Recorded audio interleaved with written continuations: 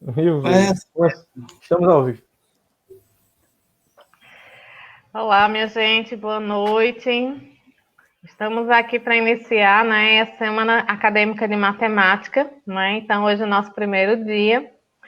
E aí a gente agradece já a presença de Josemilson, né, nosso ex-aluno, né, e nosso cantor, e do professor Tiago Nunes, que daqui a pouco vai nos brindar aí com suas palavras, né, falando sobre a aprendizagem matemática em tempos de Covid-19, não é?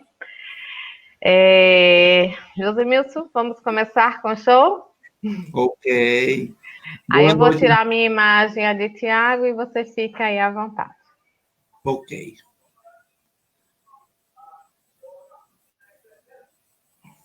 Eita, não, peraí, fez o contrário.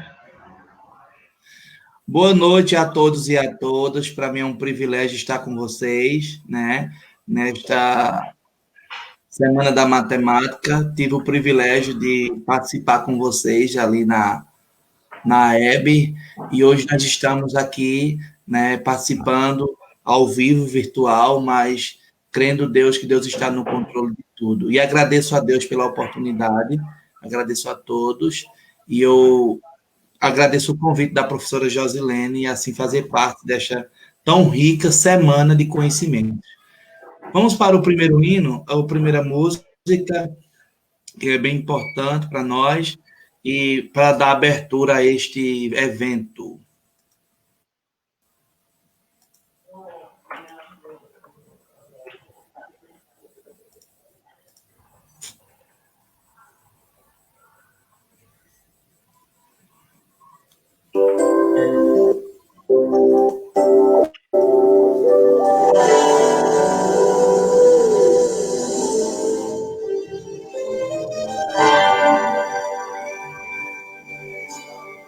Sei que estás aqui, Senhor.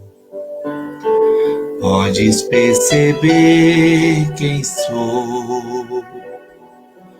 Podes ver se há em mim um verdadeiro adorador. A minha oferta ofereço a ti, Deus meu, para reconhecer que nada tenho, tudo é teu. Quero me alegrar, ainda que a figueira não floresça. Quero te adorar, mesmo se a figueira não floresça. A vitória vem, mesmo que pareça até o fim. Pois tu és fiel, Senhor, fiel a mim. E tu és fiel, Senhor, eu sei que tu és fiel. Tu és fiel, Senhor, eu sei que tu és fiel. E ainda que eu não mereças, permaneces assim. Fiel, Senhor, meu Deus, fiel a mim. Fiel, Senhor, meu Deus, fiel a mim.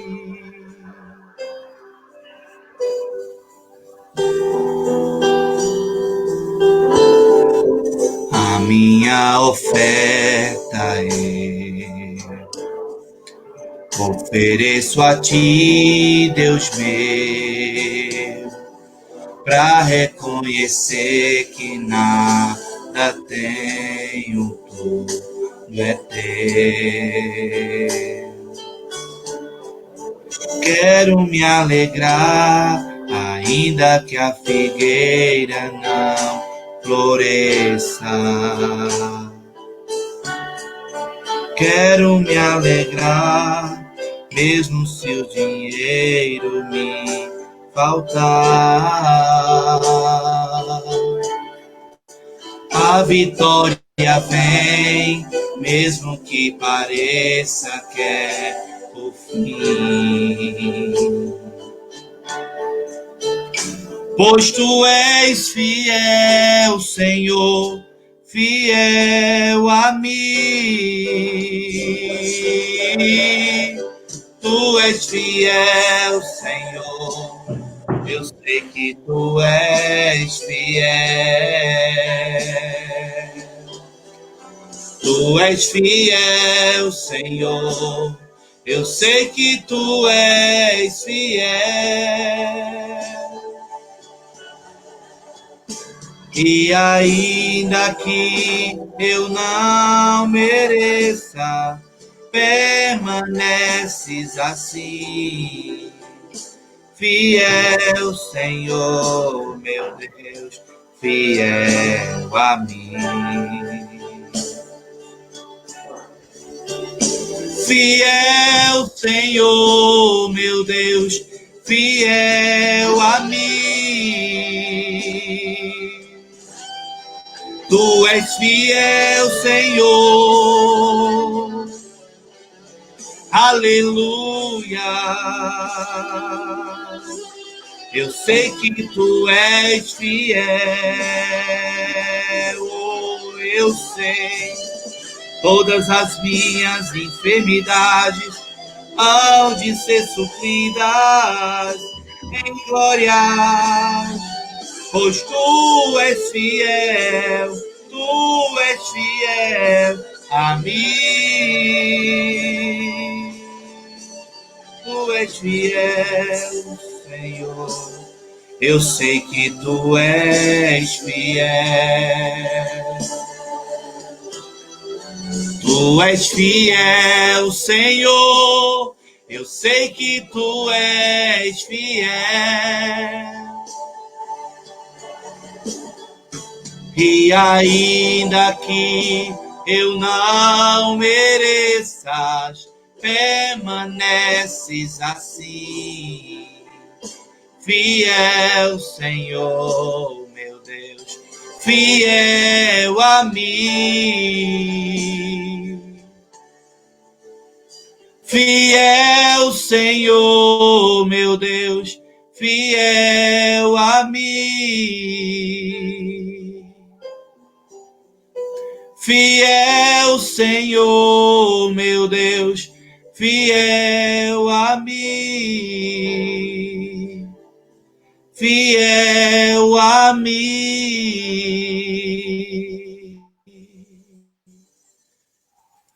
Vamos lá para mais outra, né?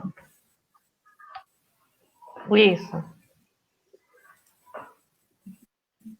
Mais uma para a gente poder iniciar com o professor Tiago.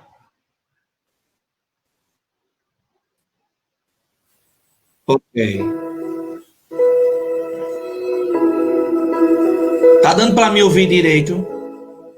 Tá sim. Amanheceu, nada pesquei. Parecia ser apenas mais um dia como qualquer outro. Estava cansado, sem forças, desanimado. Decidido largar tudo e parar. Deus conhece tua estrutura, sabe o que está fazendo. Mesmo que seja difícil, não pare, Ele está vendo. Colheu todas as tuas lágrimas e mandou a te falar. Pega o que Ele te entregou e volte para o mar, que é o teu lugar. Quem mandou largar a rede? Quem mandou você parar? Volte para o mar alto, no lugar da tua vergonha eu vou te honrar. Quem mandou largar a rede? Quem mandou você parar? Volte para o mar alto, no lugar da tua vergonha eu vou te honrar. Filho, eu vou te honrar.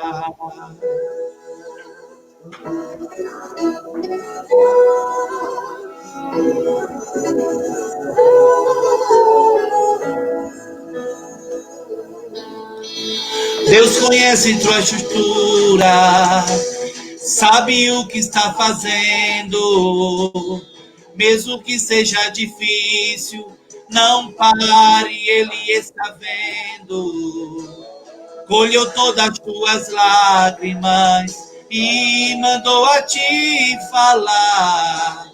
Pega o que Ele te entregou e volte para o mar, que é o teu lugar. Quem mandou largar a rede? Quem mandou você parar?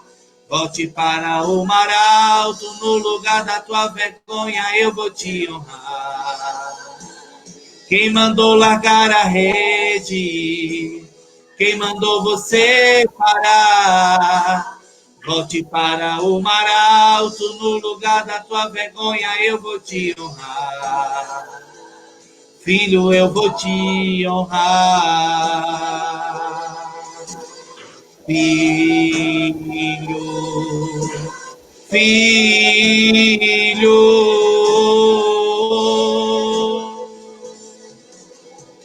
filho, filho, filho.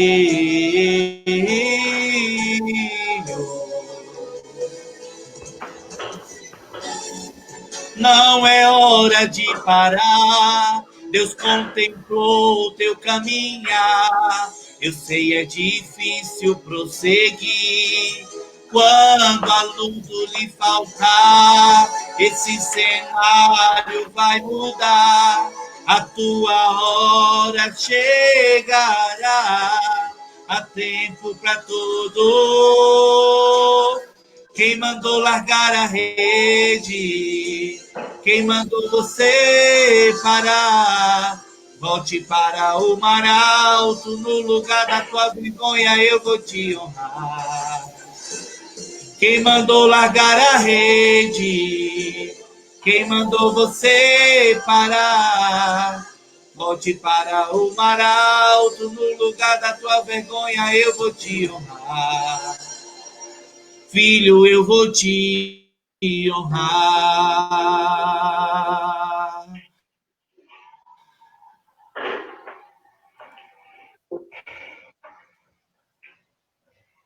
Pronto, Muito professor. bem. Glória a Deus. Muito bem, Josenilson. Parabéns aí, né, pela sua linda voz, né? Só a gente saber os comentários aí do pessoal, né, dizendo que você arrasou, né, pessoal? Você foi indicação dos seus colegas, viu? Então, seus colegas foi quem indicaram, né, que você fizesse esse momento. E eles estão felizes por estar ouvindo aí a sua voz, né? E a Deus por trazendo paz, né? Trazendo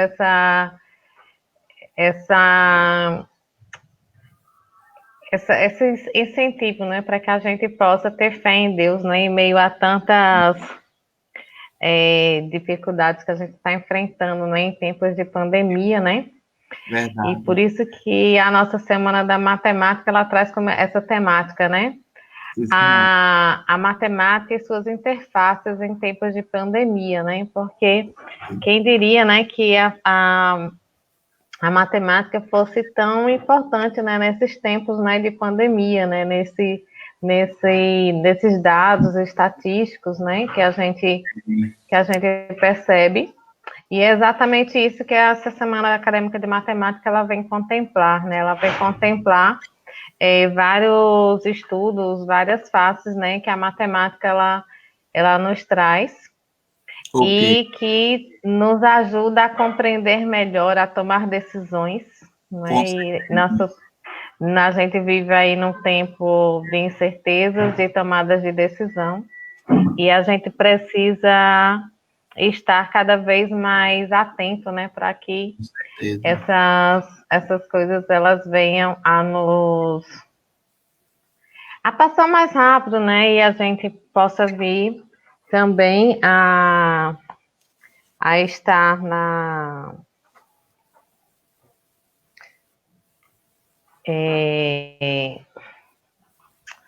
estar bem, né? Certo? Com certeza. Então, é que eu estou tentando aqui ver uma forma ainda de ver se eu consigo trabalhar ele ao vivo lá no Instagram, mas eu não tô conseguindo fazer isso. Eu que agradeço a oportunidade de estar com vocês, né? Mesmo no momento de pandemia, mas a gente tem que acreditar que o tempo envolve números, né? O tempo envolve matemática, o tempo é estar no controle, é estar preparado. Nós não estávamos preparados, mas o próprio tempo ele nos adequou a esta rotina de vida tecnológica e virtual. É verdade, a gente vive se inventando e se reinventando, né, Josemilson? Com certeza. Porque quando a gente... E esse é o privilégio.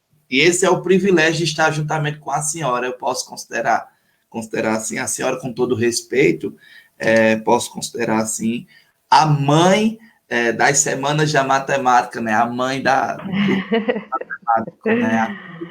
Busca inovar, busca reinventar, busca o melhor para os seus alunos que estão licenciando aí na EB, na faculdade, é onde eu vivenciei 4 anos de muito aprendizado, e vocês moram no meu coração, cada aluno e cada professor. Foram muitas semanas, né? Muitos sacrifícios, mas valeram a pena, cada uma, né? Todas elas foram muito importantes. Michael, ele está falando que as transmissões aconteceriam pelo site do Even. Não, a gente nunca consegue fazer essas transmissões, né? Desde o começo a gente disse que seria pelo Facebook mesmo, né? Então a gente chama aí o professor Tiago, não é? E ele que vem, né, nos abrilhantar aí, né, com a aprendizagem matemática em tempos da Covid-19, né, professor Tiago? Verdade. Professor Tiago, que vem lá de Feira Nova, né, trazendo aí seus conhecimentos, já né, fui pra contemplado gente. com a apresentação do Josemilson já. E aí, Tiago, você vem lá de Feira Nova, né? Você é professor lá na rede estadual, não é isso? Sou da rede municipal, 3 anos. Na rede municipal. Ah, tá. Eu pensei que era a rede estadual. Eu percebi, é EREF. Ah, tá. Entendi agora. Aqui no município. Há 3 anos já estou atuando. E a gente vai falar um pouquinho sobre esse momento que a gente está vivendo, como a aprendizagem matemática, ela pode influenciar e ela pode auxiliar. E ela auxiliará a realizar novas descobertas nesse momento que a gente está passando. Agradecer o convite de Josilene, em nome da Faculdade de Belo Jardim, que tem realizado um belíssimo trabalho, fazer essa ponte com os licenciandos num momento como esse. É extremamente essencial, então estão no caminho certo, rumo ao progresso, como diz a história. É verdade, professor. E você foi muito bem indicado, né, pelo nosso professor lá da Universidade Federal de Pernambuco, professor Marcos Barros, né, que foi quem me passou o seu contato, né, e fez, assim, boas indicações suas, né? Então, aí eu olhei lá o seu trabalho lá em alguns lugares, e daí a gente viu que realmente era um nome importante para a gente convidar, né, para esse momento. Eu sempre digo que minhas ações são frutos de um trabalho coletivo. A gente pegaram uma pedra bruta e conseguiram lapidar. É um trabalho do professor Marcos, com as suas ações aqui em Feira Nova, Fredson Murilo, através da REDEC, muita gente boa, que através de formações, através de ações, conseguiram abrir visões de professores, de pessoas para um olhar diferenciado para a educação. Entendi. E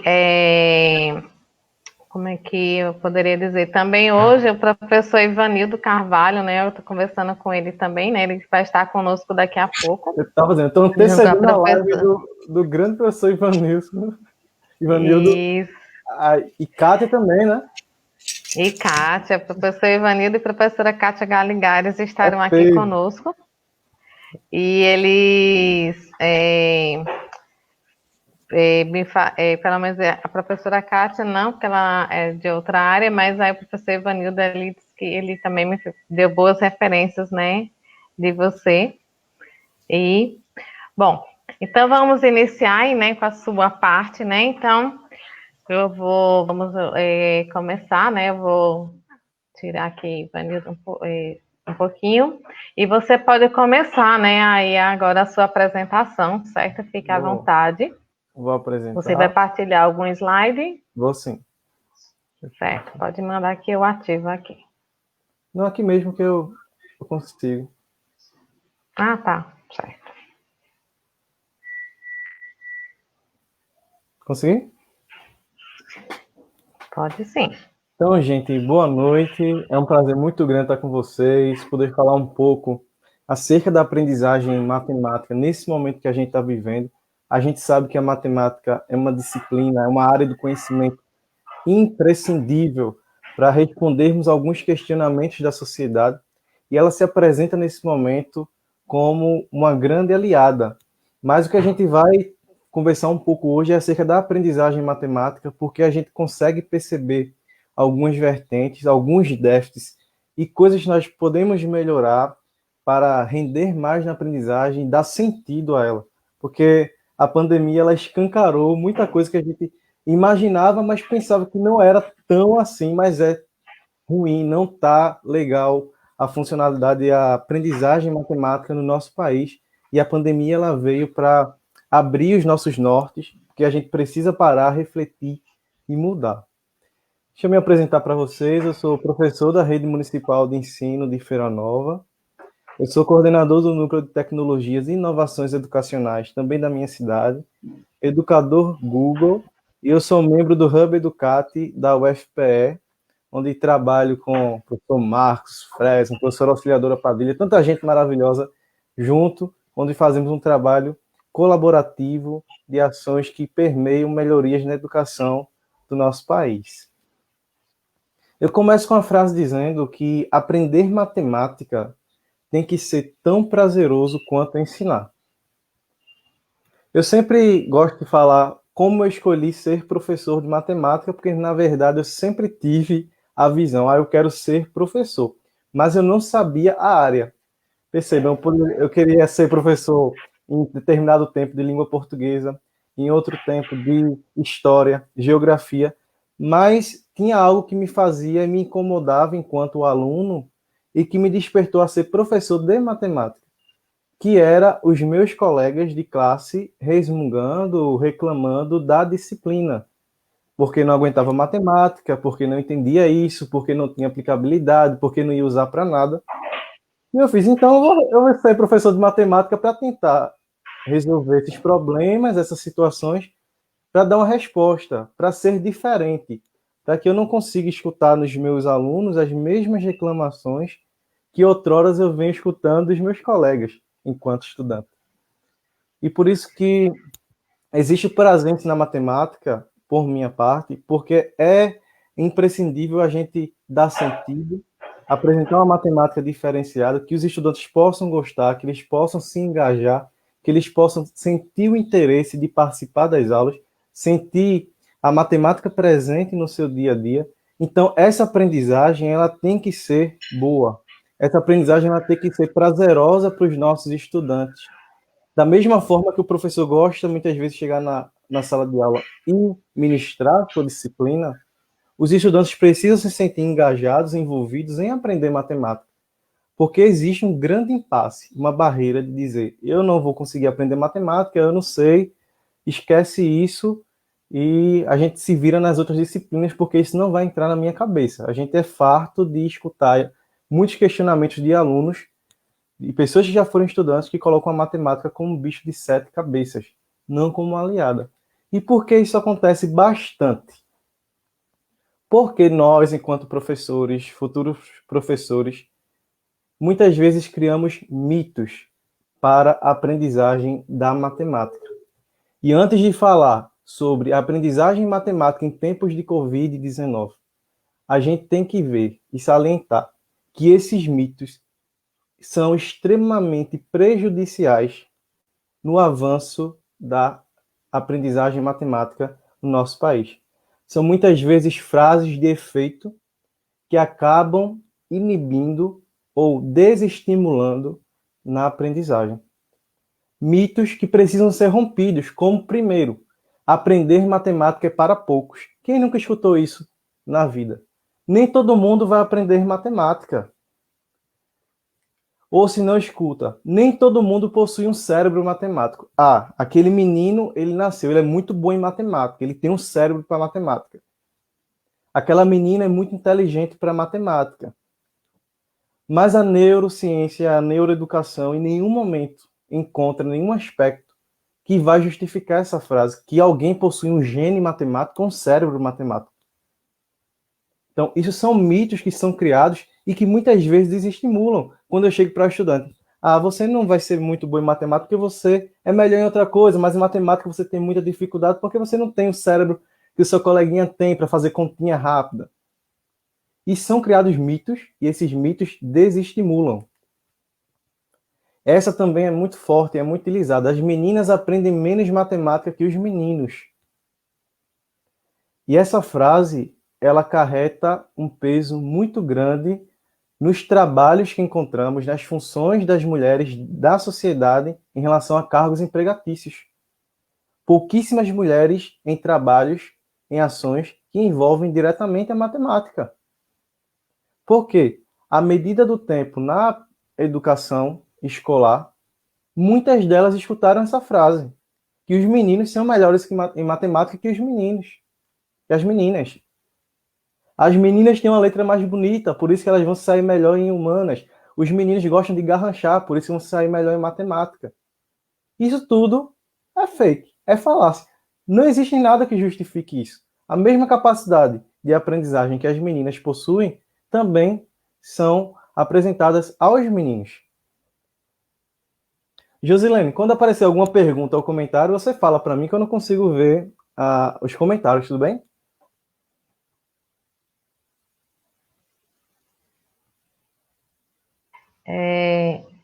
Já tem uma aqui da professora Cleide, que é mais ou menos um comentário, que ela coloca assim: creio que o aluno acaba travando porque muitas vezes não consegue vincular matemática ao seu dia a dia. Creio que muitas vezes o aluno acaba travando porque não consegue vincular matemática ao seu dia a dia. Existe isso também, que nós vamos ver mais à frente. Existe esse travamento com os estudantes porque a gente não consegue apresentar para eles uma realidade, uma sociabilidade, uma aplicação matemática. A gente muitas vezes está apegado à questão de algoritmo, e a gente vai apresentar daqui a pouco isso para vocês. Ele é muito bom em aprender matemática, sabe a tabuada de cós salteado. Essa frase é extremamente utilizada por muitos professores de matemática. Como se decorar a tabuada e conseguir repetir ela N vezes justificasse que alguém é bom em aprender matemática. Isso está mostrando que meu aluno é um perfeito decorador e ele consegue decorar uma tabuada. Mas muitas vezes a gente consegue apresentar conceitos matemáticos ou aplicações matemáticas como eu queria, como eu desejaria. Mas só o fato de ele saber a tabuada faz pensar que ele é um ótimo aluno.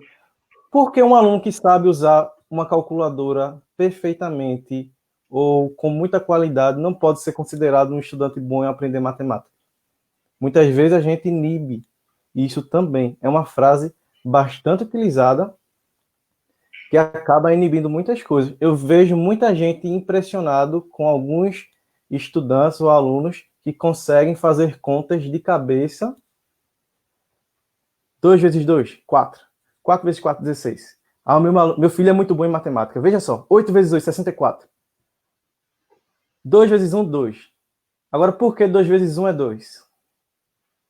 Silêncio, pai. Por que 3 vezes 2 é 6? O meu aluno está sendo robotizado. Ele não está aprendendo conceitos, ele está aprendendo a repetir. Então, a gente tem que ter muito cuidado com esse mito de que só é bom em aprender matemática quem sabe a tabuada de cós salteado. Eu vou apresentar um vídeo agora bem interessante para vocês. Eu creio que o áudio ele vai gerar para reflexão. In the United States, people think people have a math gene. Either you're born with it or you're not. If you don't have it, then you just don't have it. Teachers believe that. Parents believe it. Students believe it. I hated math. I absolutely hated it. I felt like I was like a little, like I wasn't nothing. When I went into other classes, I was like, well, I'm already failing in that class. Why don't I just fail in these classes? I wouldn't really try. I wouldn't push myself. It's amazing how many teachers have said to girls, don't worry, you don't need to be good at math. Math isn't your thing. Don't worry about that. When kids get the idea that they're not a math person and they start this sort of downward trajectory, many careers are cut off from them. And this happens to a lot of women, unfortunately. Their career options shrink massively. So we have a situation now where most engineers and most people working in computer science are men.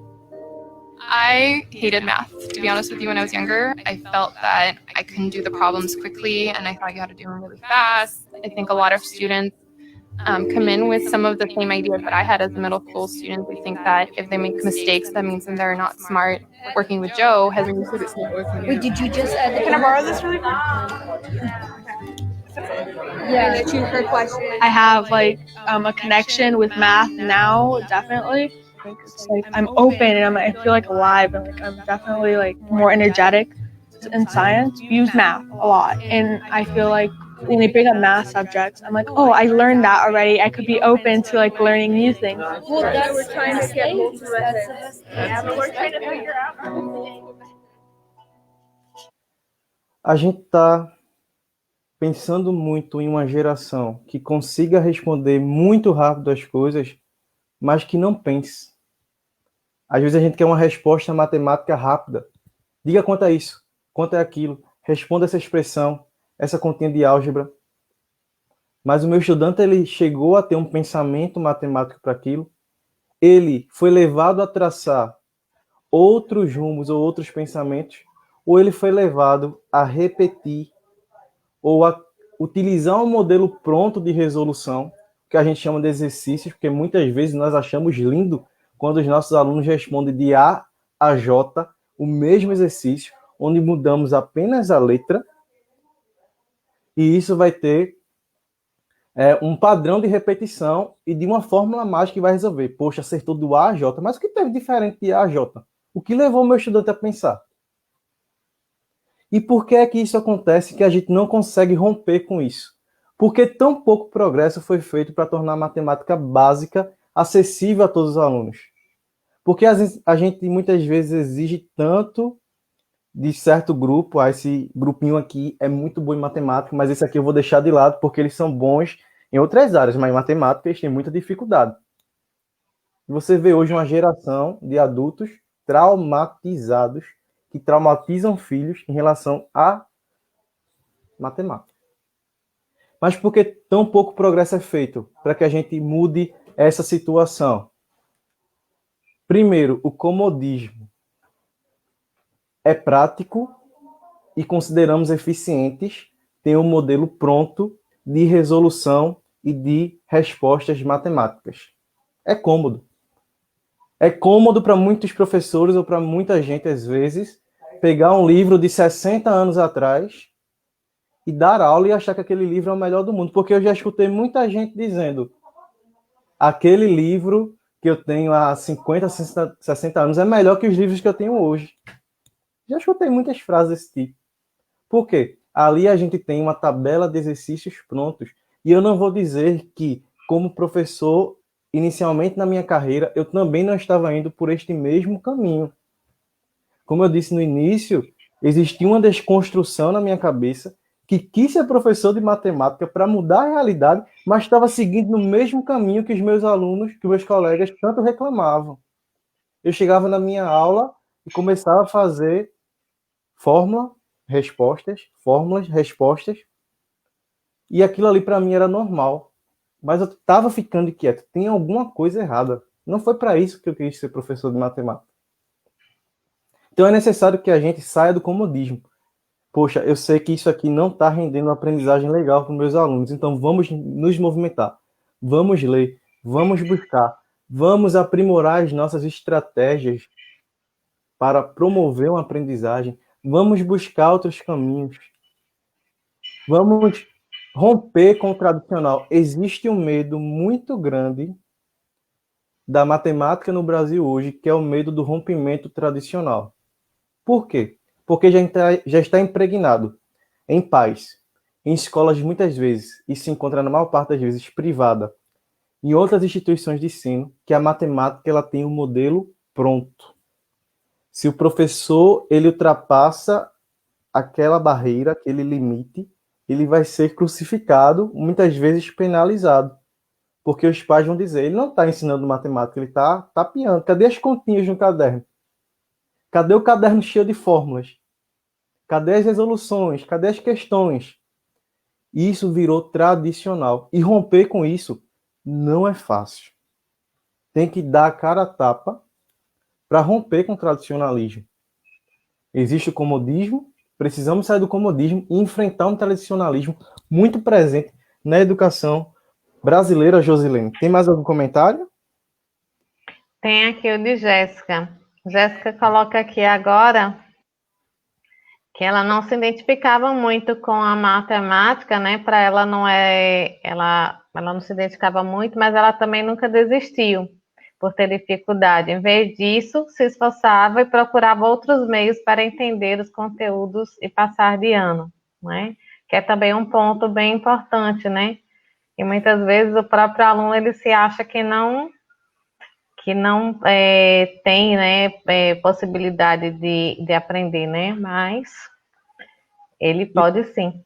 E é essa identificação que a gente tanto pede hoje. O estudante ele precisa sentir o prazer em aprender matemática, ele precisa estar identificado com a disciplina, ele precisa entender um sentido para aquilo. A gente precisa, enquanto educadores, professores de matemática, apresentar isso para os nossos estudantes, para que a gente não iniba que eles não consigam aprender matemática.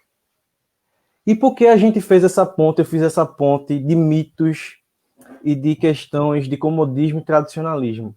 Porque as falhas do ensino e aprendizagem da matemática foram expostas pela pandemia do coronavírus. A gente conseguiu ver agora que a forma como estávamos apresentando a matemática está diretamente relacionada com as falhas que nós temos hoje, com a exposição de fake news, com a distorção de dados, com manipulação de dados, com o não entendimento de curvas epidêmicas por parte dos nossos estudantes, com muitas vezes professores se sentindo perdidos porque sem quadro e sem aluno sentado, prestando atenção na sua aula e repetindo fórmula, não consegue encontrar outra maneira de ensinar.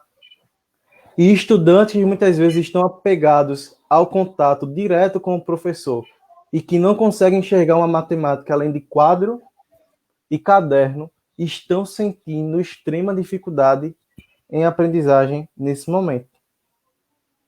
Então a pandemia do coronavírus expôs, o que a gente pensava que era ruim é muito pior. Ruim, porque o que a gente apresentava na escola em matemática não está sendo suficiente para responder muitos questionamentos da sociedade no momento, e os estudantes da gente deveriam estar entendendo dados na ponta da língua, deficiente na questão do ensino e deficiente na questão que os nossos alunos estão sofrendo para aprender remotamente. E quais são as falhas que a gente apresenta, que está surgindo, que está de cara para conosco nesse momento de pandemia? É que a gente está no século XXI aprendendo a matemática do século XIX. Pode pegar. Cadernos do século XIX, matemática, transcrever para o século XXI, muitas vezes, é a mesma coisa. Só que a sociedade ela teve uma mudança drástica.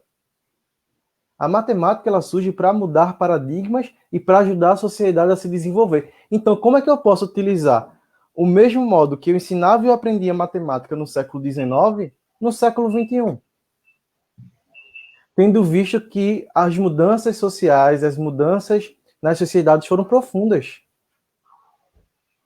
Como é que eu posso apresentar dados estatísticos? O professor Ivanildo vai, com certeza, falar brilhantemente daqui a pouco, junto com Kátia.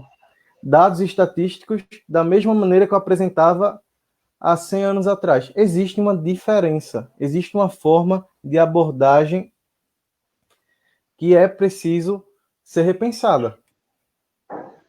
Outra questão, a falta de buscas por alternativas. Professores não buscam alternativas.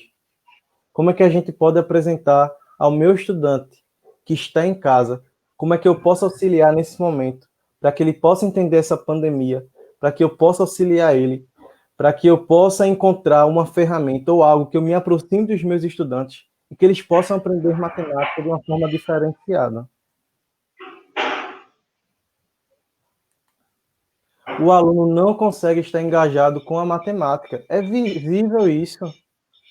Porque os nossos alunos hoje têm um baixo aproveitamento na disciplina de matemática, nas atividades remotas. Porque eles não se sentem engajados. Eles estão mostrando para a gente agora que estavam na sala de aula a pulso, que nem eles aguentavam mais estar respondendo continha de A a J ou de estar repetindo sempre.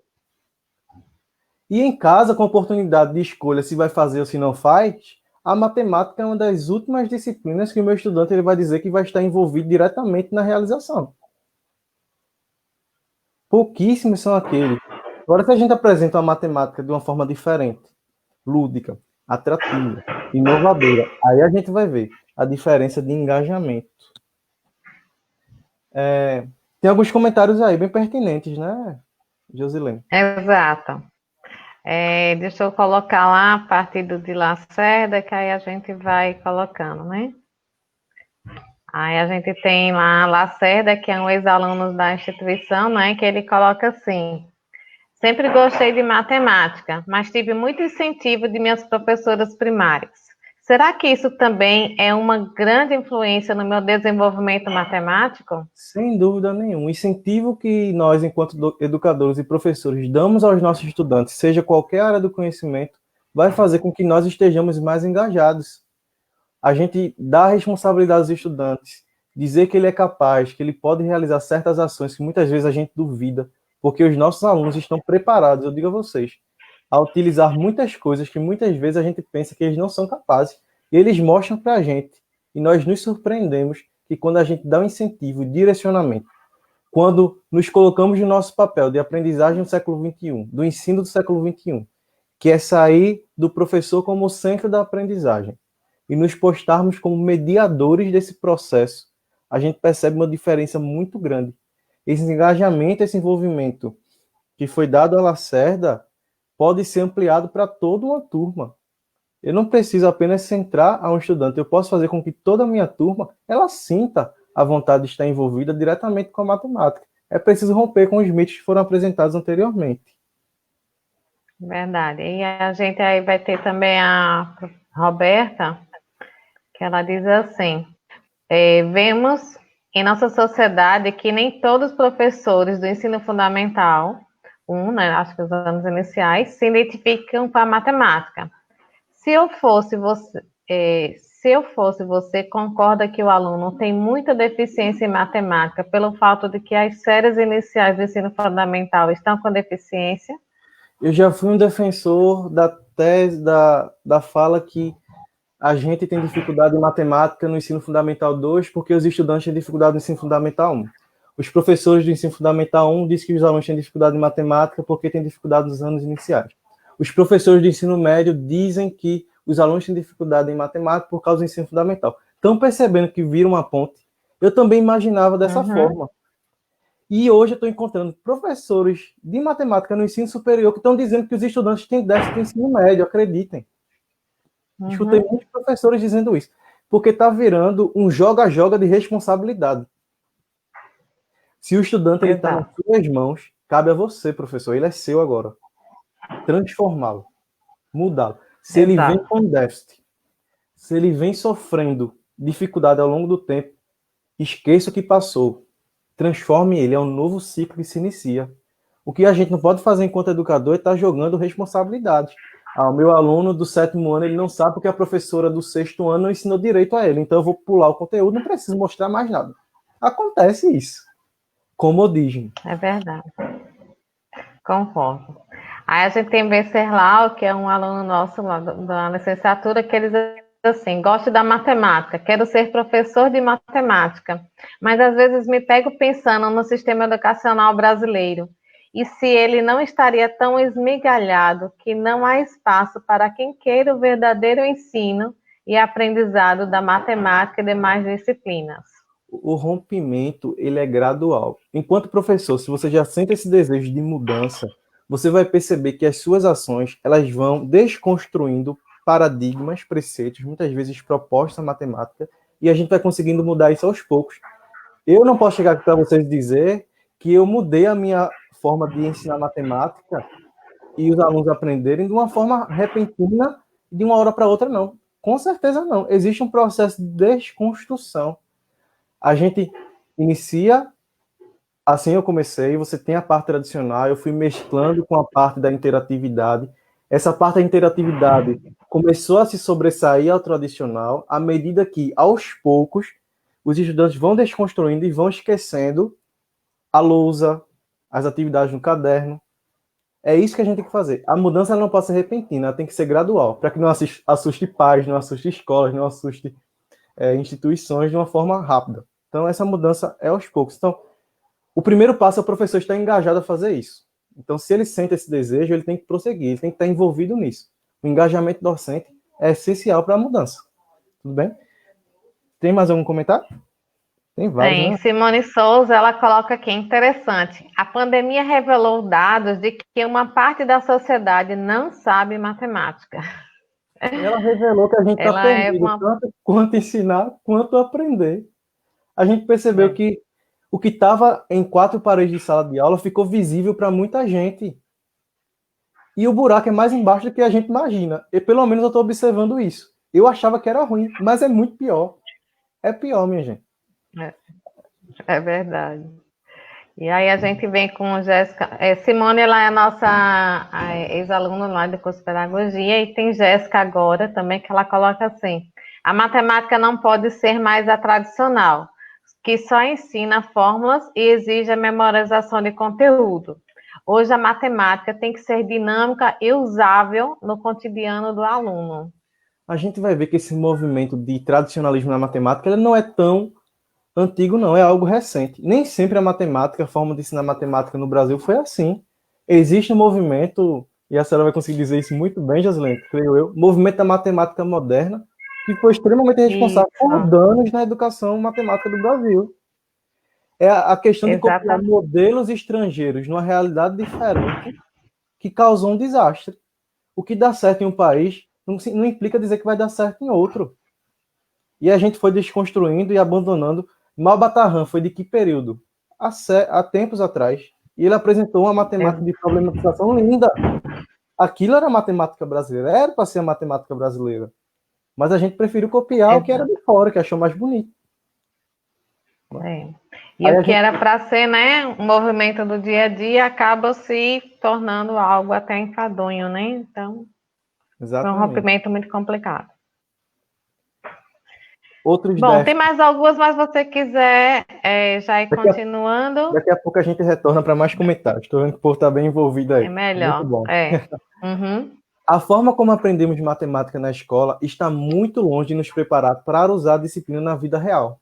É outra coisa que ficou escancarada com a pandemia. Porque o meu aluno não consegue entender a curva da pandemia? Porque o meu aluno não respeita o isolamento? Porque o meu aluno ele não consegue entender os dados que estão sendo apresentados? Porque o meu aluno não entende que o isolamento social é importante?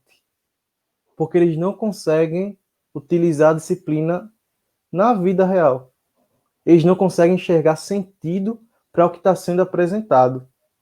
E porque a gente não está munindo as crianças com ferramentas para entender o mundo à nossa volta. que é o objetivo da matemática. E quando eu falo ferramentas aqui, não é ferramentas tecnológicas digitais, não. São as ferramentas que a própria matemática nos proporciona.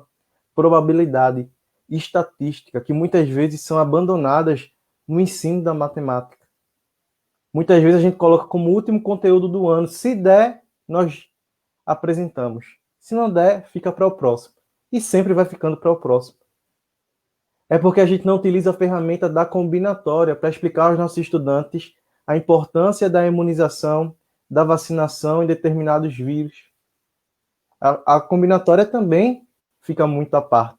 São ferramentas poderosíssimas da matemática para explicar certos tipos de aspectos da sociedade que não estão sendo utilizados e que está levando à passividade dos alunos e estudantes como receptores, como sentadinhos na sua cadeira, enxergando apenas números, sem sentido algum.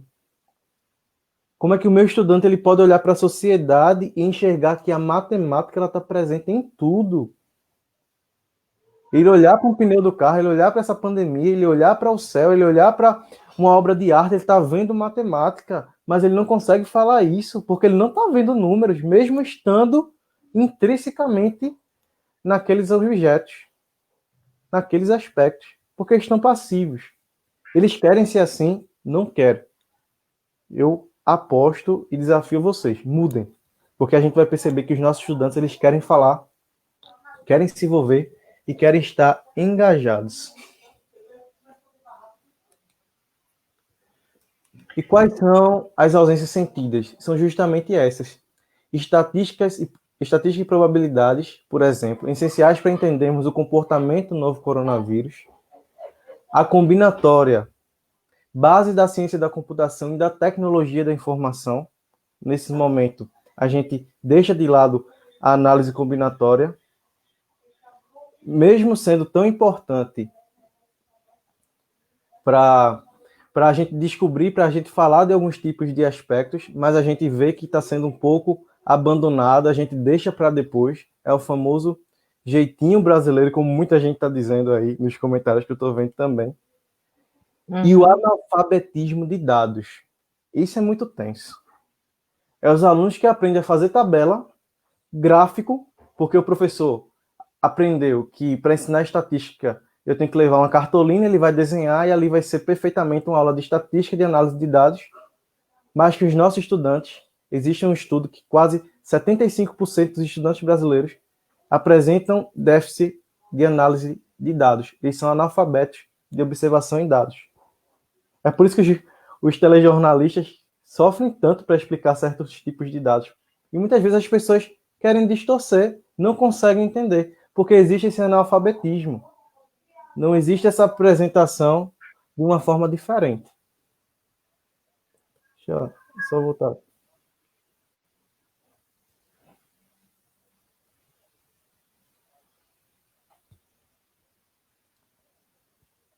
São ausências sentidas nesse momento. Estamos sentindo que a falta disso está acarretando grandes déficits para esse momento atual que estamos vivendo. Infelizmente. Essa questão de deixar para depois, que dá para tapar o sol com a peneira, de uma hora para outra, é impossível. Eu vou apresentar mais um videozinho rápido para vocês.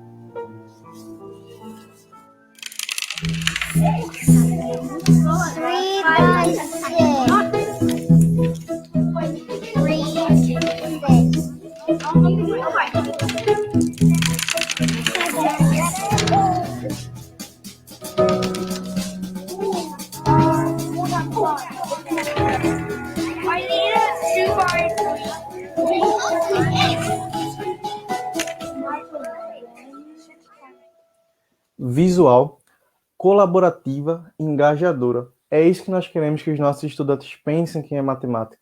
é que eles saiam da passividade que a gente viu no início, de tanta continha exaustiva, de tanta repetição, que eles possam trabalhar colaborativamente, que eles entendam o real sentido do que estão fazendo. Percebam que ensinar o conceito que está por trás da multiplicação é simples, mas muitas vezes a gente está apegado à repetição e à decoração, a decorar a tabuada. Mas a gente apresentar conceitos, apresentar realidades e mostrar aos estudantes onde está presente a matemática transforma totalmente. Eles saem da passividade, eles querem isso. Eles querem, junto com os coleguinhas, resolver problemas, resolver situações, entender, poxa, a gente pode ajudar nisso aqui, a gente colaborando aqui, a gente pode comentar sobre isso, mas existe essa forma de resolução, mas a gente pode fazer assim também, é dar abertura ao diálogo. Então não adianta, se a gente não mudar a estratégia, de pouco adianta variar os recursos utilizados. A gente está vendo uma charge aí, por exemplo, do professor que está, a charge do título é Inovação Educacional. Mas ele está apresentando no quadro a mesma coisa, no quadro não, na televisão, o que ele mesmo poderia fazer com o quadro. Qual é a diferença? O que foi que mudou? Nesse momento de pandemia e de atividades remotas, o que foi que mudou na aprendizagem matemática, no ensino da matemática? São professores que muitas vezes estão sentindo a ausência de um quadro para apresentarem e exporem seus conteúdos, porque não conseguem descobrir outras possibilidades. E os estudantes não conseguem se envolver com isso porque eles estão fartos disso. Eles estão fartos. Então não adianta. A aula que vai ser presencial, a aula que vai ser remota, se não mudar a estratégia... Uma forma de resolução, mas a gente pode fazer assim também. É dar abertura ao livro. Para apresentar. Josilene? Abriu o áudio. Aqui. Foi. Então, não adianta a gente alternar a estratégia. Aí você diz assim, poxa, os meus alunos estão pouco envolvidos nas minhas atividades remotas. Eu faço as aulas em casa, mando, poucos deles participam. Não tenho conseguido envolver os nossos alunos. Aí eu digo assim, para certo tipo de frase dessa. Faça um teste. Coloque a sua aula presencial opcional para ver o número de estudantes que vão participar. Como é agora nas atividades remotas. É um teste. O envolvimento ele vai ser mínimo igualmente. Os estudantes eles se sentem obrigados a estar na sala de aula, em fileiras, sentadinhos, respondendo atividades. E copiando aquilo que está no quadro. Mas não adianta. Se a gente não mudar a estratégia, não vai adiantar mudar o recurso. Mas a gente está aqui apresentando problemas, mas viemos também mostrar um pouco de soluções. O que a gente pode fazer para mudar essa atual realidade? O que a gente pode fazer para que a gente mude esse momento que nós estamos vivendo em relação à aprendizagem matemática? É simples. Nós precisamos voltar à coluna vertebral da matemática. O que é que transforma e que faz a matemática ser tão interessante, maravilhosa, linda, para quem a conhece verdadeiramente? Primeiro, é suporte aos acontecimentos da sociedade. A história da matemática mostra que o seu desenvolvimento ela está totalmente relacionada aos acontecimentos da humanidade. Ela surge, ela se desenvolve para responder questionamentos da humanidade. Desde o início do surgimento dos números. Ela surge para isso, para responder, para auxiliar a sociedade. E por que a gente muitas vezes esquece disso? Como que a gente pode utilizar a matemática para dar o suporte, para apresentar o que está acontecendo? Existe algo muito poderoso na matemática que a gente esquece bastante. Quem estuda em educação matemática sabe, modelagem matemática. Através da modelagem matemática, a gente consegue responder até aspectos de outras áreas do conhecimento através de modelos matemáticos. A gente consegue pegar algo que é muito grande, através de um modelo, a gente explicar facilmente determinada coisa que acontece, determinada situação, determinado problema, determinado aspecto da sociedade. O outro ponto, A coluna vertebral da matemática apresenta isso, resolução de problemas. E quando a gente fala de problemas, não é um exercício. Problemas para matemática é algo que meu estudante ele não tem uma fórmula preparada na palma da mão, mas que ele vai pensar para responder. Ele vai imaginar e ele vai ver que não existe um esquema pronto para a resolução. Ele precisa parar para pensar, raciocinar, imaginar a solução e resolver o problema. E a gente esquece muitas vezes disso.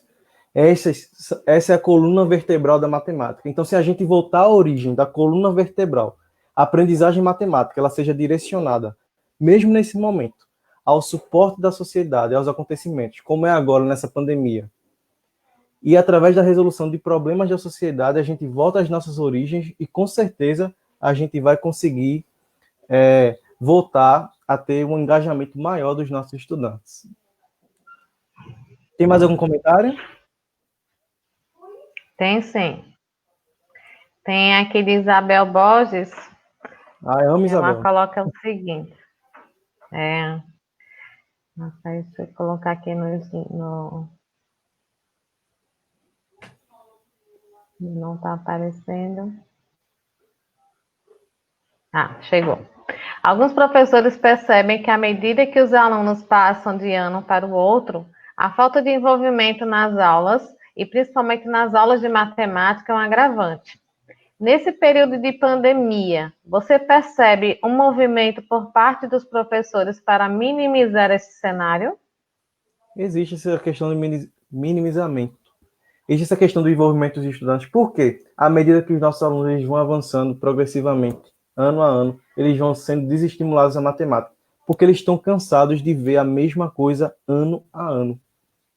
Os nossos alunos de sexto ano estão cansados de repetir a matemática de ensino fundamental de antes. Os alunos de ensino médio estão cansados de ver a mesma matemática do ensino fundamental, só que agora com contas avançadas.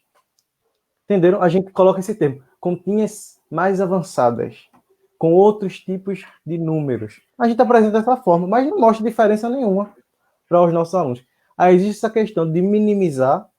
Não, é porque a matemática, a gente precisa da sala de aula e do contato com os alunos para eles aprenderem. Eles não vão aprender de outra forma. Eu estou dando essa aula aqui remota, mas eu sei que não vai ter efeito porque a matemática só vai servir presencialmente.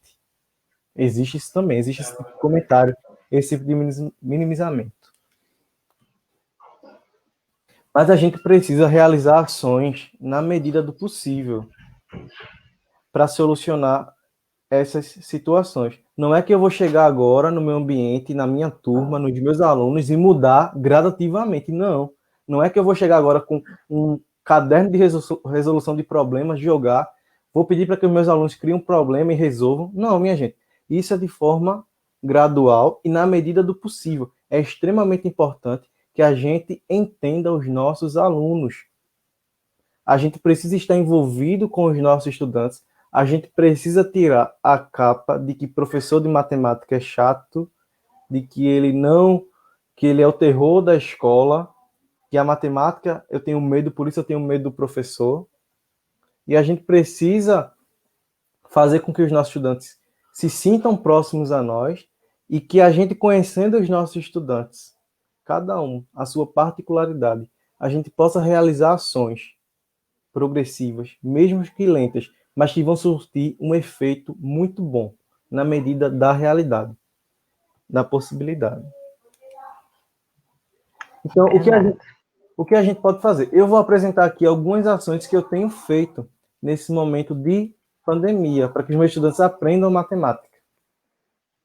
Primeiro, eu tenho trabalhado com questões transversais. Já trabalhei com a questão das curvas epidêmicas, a importância da análise de dados, a questão do isolamento social. Eu vejo estudantes dizendo, professor, você está em casa, né? O senhor sabe, tem a curva epidêmica, né?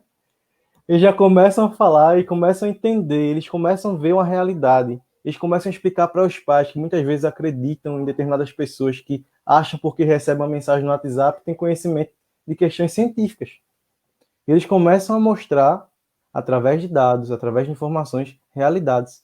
Aqui eu trabalhei o tema transversal em relação ao Dia Nacional do Combate à Exploração Sexual Infantil. E os estudantes puderam ver, a partir da análise de dados, de informações, de questões de conscientização, como a matemática ela nos ajuda a entender os casos, onde acontece e como evitar. Então, já estou aqui ajudando os meus estudantes a serem mais conscientes através de questões transversais. A gente não pode exigir nesse momento e jogar para os nossos alunos um livro de cima a baixo de atividade, de atividades, de exercícios para eles responderem nesse momento de pandemia. A gente precisa ir devagar, mas com ações que deem sentido para a aprendizagem deles. A gente também mostrar uma aprendizagem visual, a matemática sendo visual. Os alunos verem visualmente onde está a matemática, que foram 2 ações. Foi uma atividade que eu propus para os estudantes. Deixa eu colocar a Emily para falar. Professor, aqui tem um cubo, que vai representar o cubo. Tem uma vasilha para guardar a comida, que vai representar o paralelepípedo. Tem um pote de Nescau, que vai representar o cilindro. E tem uma bola de isopor, que vai representar a esfera. Vejam só. Se eu fosse desenhar no quadro esfera, cilindro, paralelepípedo, repitam comigo, esfera, todo mundo, esfera. Cilindro, cilindro, paralelepípedo, paralelepípedo. Tá lá os desenhos. Uma semana depois, coloque os mesmos desenhos. Esfera vira círculo, paralelepípedo vira retângulo. Existe uma série de confusões, de obstáculos que vão surgir, mas coloquem eles para observar visualmente e perguntem tempos depois. Eles vão falar, esse aqui é a esfera, esse objeto aqui é semelhante ao cilindro, esse aqui é semelhante ao cone. Eles vão olhar para coisas do seu visualmente, seu ângulo de visão, e vão enxergar de uma maneira diferente. Isso aqui tem o formato de uma esfera, esse de um paralelepípedo. Então, percebam que dar sentido a essa matemática visual também é muito importante na questão da aprendizagem. Essa aqui já foi outra ação. Eu pedi para que os meus alunos, juntamente com os pais, fizessem uma receita. Sabe para que isso? Para trabalhar conceito de razão e proporção. Aqui na razão, eles fizeram a receita junto com os pais, e eu pedi para que eles cozinhassem e medissem os alimentos, os ingredientes, e que eles me dissessem uma coisa simples. Como vocês poderiam fazer para duplicar os alimentos? Agora, digamos, aí eu já venho com a parte empreendedora do negócio, que é muito importante hoje essa aprendizagem empreendedora para os meninos. Se você tivesse um negócio de produção dessa sua receita, como você poderia realizar a produção em alta escala? Digamos que tenha menos pessoas na sua casa. Como você poderia diminuir essa receita pela metade? Aqui eu tive diferentes ganhos. Relação com os pais, matemática visual. Os estudantes puderam ter uma visão empreendedora, utilização de conceitos matemáticos de uma forma diferente. Mãe vai fazer um bolo de baunilha. Uma mistura para bolo. 400 gramas. 3 ovos. 150 gramas.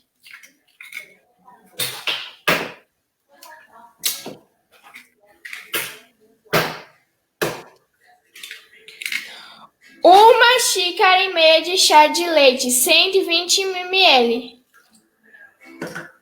2 colheres de sopa de margarina, 40 gramas.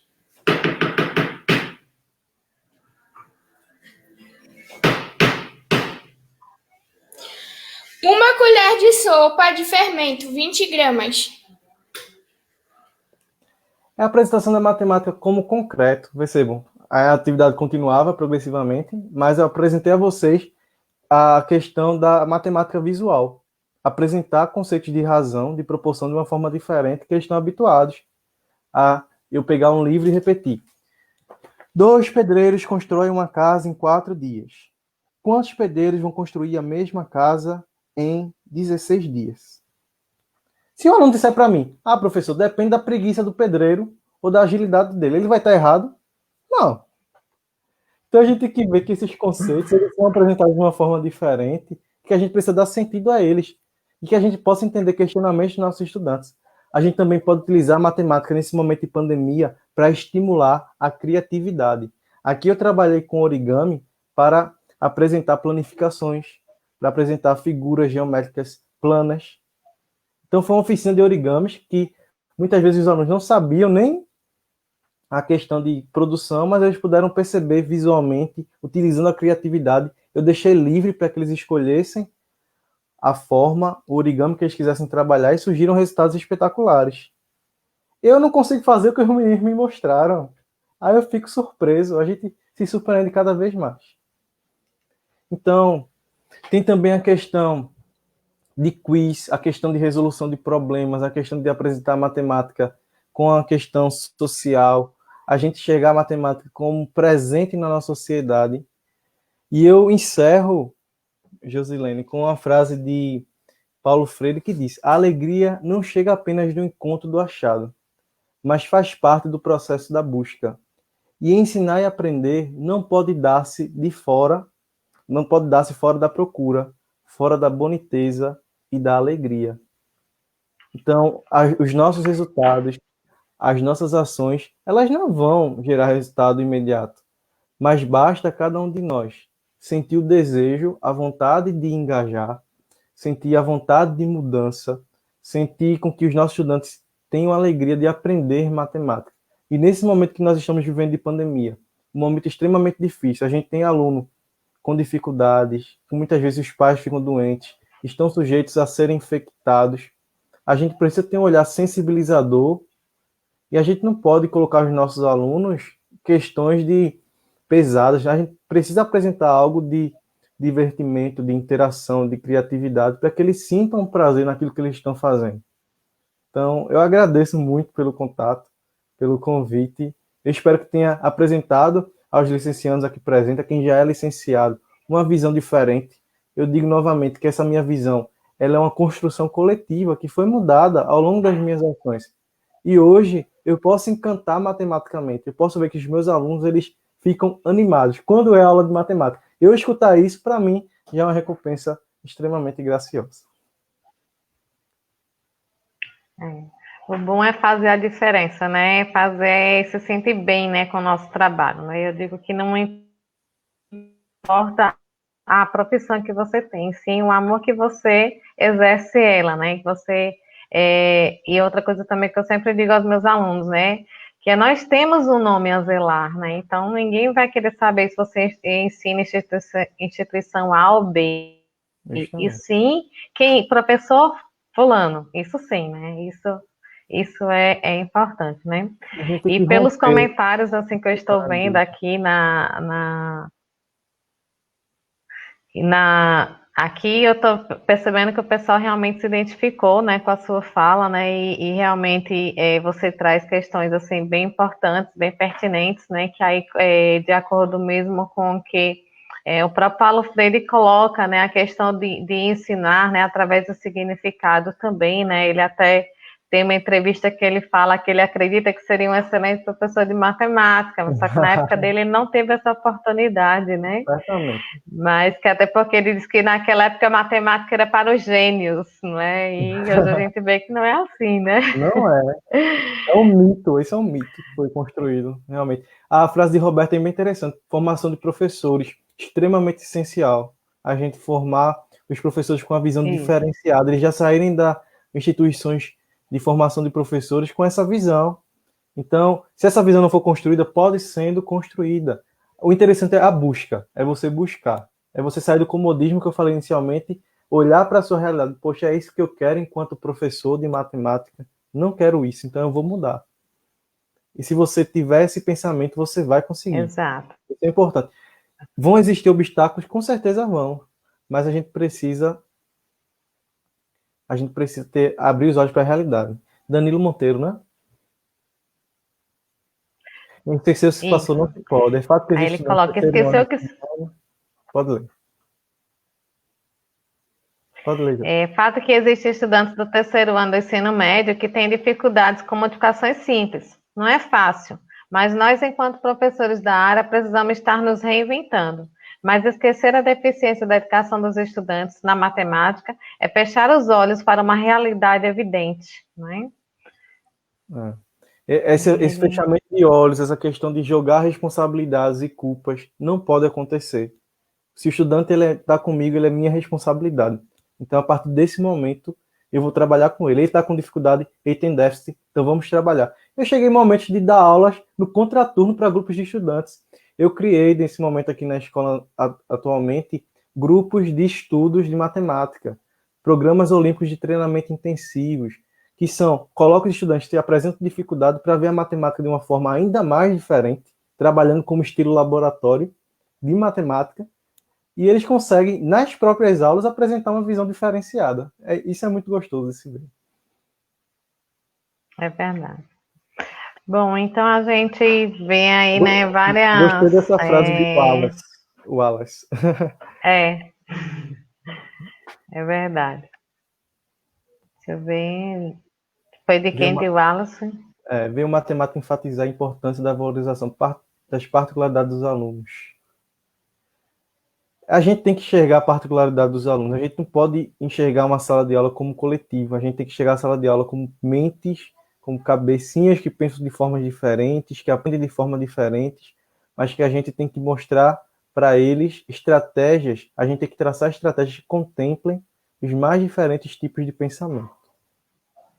É verdade. Já então, Thiago, já tô com medo aqui.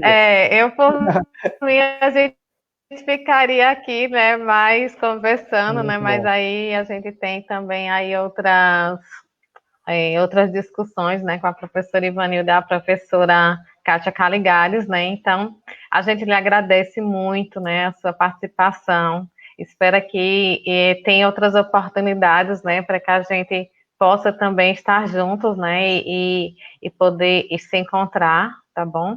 Quem sabe presencialmente, né, Deus permita. Feito agora. Presencialmente, para a gente conversar um pouco. Certo. Eu agradeço muito a participação, desejo sucesso na Semana da Matemática que está se apresentando, esse momento de fazer realmente esse debate extremamente essencial. Então, parabenizo a instituição por promover esse diálogo, esse debate, porque é extremamente importante nesse momento de pandemia, a gente apresentar a matemática e suas interfaces nesse tempo de Covid-19. Muito obrigado, Josilene. Foi um prazer. Verdade. E aos espectadores, a gente diz que só aguarde só um pouquinho, a gente só vai encerrar um pouquinho essa parte, tomar uma aguinha e daqui a 5 minutinhos a gente já retorna com a professora Kátia e o professor Ivanildo, viu? Muito obrigado e aguarda que a gente já retorna novamente. Tá? Como diz o doutor Marcos, gratidão. Encerrar aqui para poder abrir a próxima sala, tá bom? Obrigada, até aqui.